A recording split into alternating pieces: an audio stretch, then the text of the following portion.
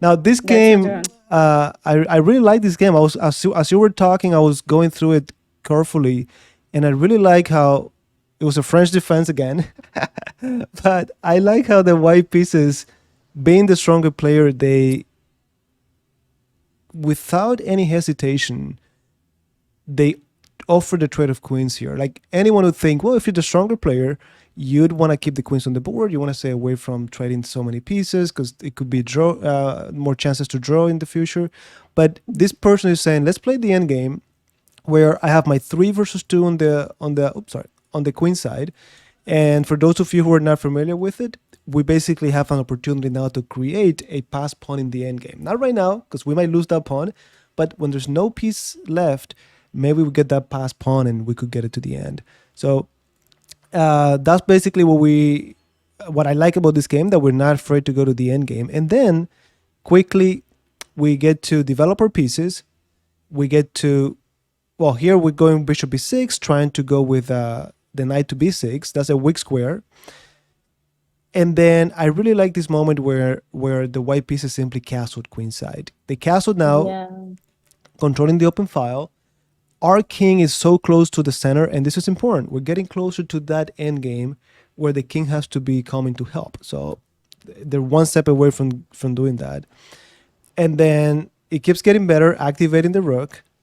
Then knight to the 7th rank. This is an idea that Sabina mentioned in the other game, where it's not about the fork because they could take us, but that leads to a rook on the 7th rank. Mm-hmm. And what's better than a rook on the 7th rank? Well, 2 rooks on the 7th rank. So f4, That's right. attacking that pawn. If they take us, we get the rook right away. Very, very important. We're not taking a moment to take back. No, energetic move, and we're gonna get something here. So I that, like how we showed first that very nice attacking game, mistake yeah, in the yeah, yeah. opening, and now, randomly in a way, well, based on how it finished, we No, got no, this game no. that's We more know you positional. are orchestrating everything so that it's perfectly. I gotta do, I kind of get used to it. Once you do a lot of these, you kind of have some ideas No, of very of nice. what to do. That's true. But This is a very nice game to follow with. Yeah, absolutely. And the bishop d5, everything. This is just, again, I've been on both sides of this fence. I've been the one defending, and it's so annoying to be here. All of the pieces coming towards you. But yeah, this it's just difficult to survive this now. Rook f7, checkmate yeah. is coming. They open tap, fine. But now after rook f8, we can see how, and this is very important too. We see how the white pieces are attacking. A lot of my students, Mm-hmm. myself, were in this situation, and it's so difficult to switch gears and say, well, I'm gonna just transition into an endgame where I'm better.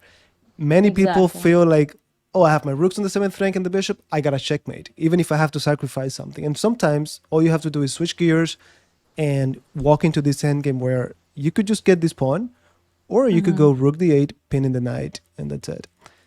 So Yep.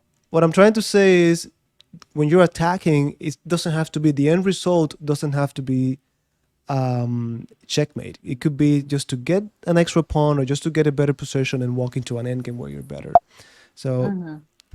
97, bishop But if. Go ahead. Go ahead. yeah, I'm go sorry. ahead. Go No, ahead. I just like how white is just dominating. Like this move, Oh yeah, bishop yeah.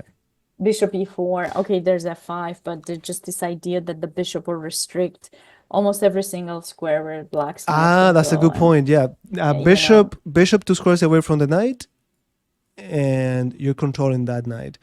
But exactly. also, I like this simple. It's so simple, but the fact that anyone would be like, "Oh, I'm gonna get the rook for the price of the bishop," but this player is saying, "You know what? What if? What if I have a way to survive or to save the bishop?" So in between move, they block. Right. They won't keep it probably, but they get the chance to take another pawn, Exactly. and then they win way more material. And okay, from here it's just a matter of technique on how white was able to win. And they wanted to go Exactly. to a king and pawn end game that was winning. Which It's is it's very understandable. very instructive too. So Yeah, yeah, yeah. you could keep the rook and out and win the game, but they're saying, let me now transition from this rook and knight endgame to a king and pawn endgame that I know how to win easily. Activate the king. Even if I lose the pawn, you can see how the pawn majority comes to play now. There we go. B4. I mean b3, b4, and now that's it. We take. This pawn cannot advance, or we take it, and if they take on a4, we simply promote first. And that's it. That's it.